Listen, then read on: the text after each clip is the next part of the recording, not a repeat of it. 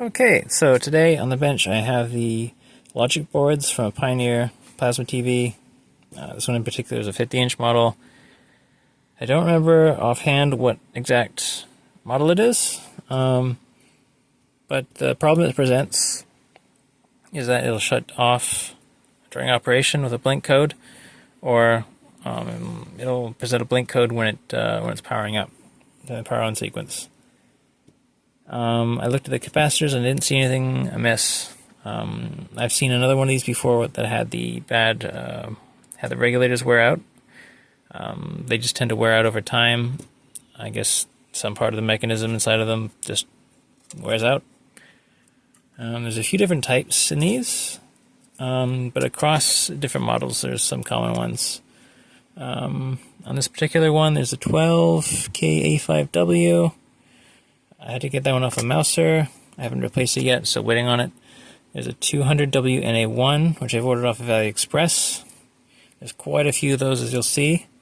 There's two more on this board. This is the networking board. Nothing on the back side. If you flip this main board over here, you'll see that we've got one there. And apart from that, there's some fixed regulators. Those ones are adjustable. They're the NJM series, I think 2846. You can use a 2856 series if the input voltage of the chip is under 10 volts.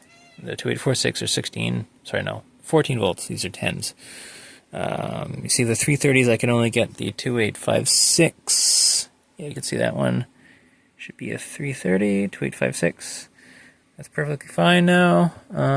I replaced two of the 330s, 2, 3, 4 of the 180s, and there's a 1500 in this board. So yeah, if you get blink codes, just replace these regulators. Order them online from China or like a real supplier if you can find one. These are older chips, so your mileage may vary on that. I've got the NGM ones here. I don't have the sharp ones or the other one in yet. I'm still waiting on those. But as soon as those are arriving, to pop those in. It's just a matter of you want to add some solder to all the solder joints. You see those look pretty freshly tinned. Just add some solder to loosen it up. Lead-free stuff tends to not melt as nicely, so just add some leaded solder. Take your hot air gun like I have here and just blast it and pick it up with a pair of tweezers once the joints go shiny. And it's basically the same in reverse. Clean up the solder joint, add tin, the big pad, the main pad, with some solder. And you can stick it down, get it centered on as you apply hot air, and you can just tack on the legs if you get the chip down flat. I recommend solder blade to clean them up before you tin them or anything.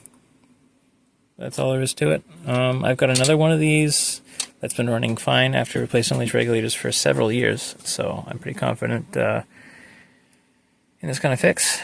I checked capacitors, nothing there. Of course, I don't have the whole TV in front of me, but I'm excited to get the rest of it done.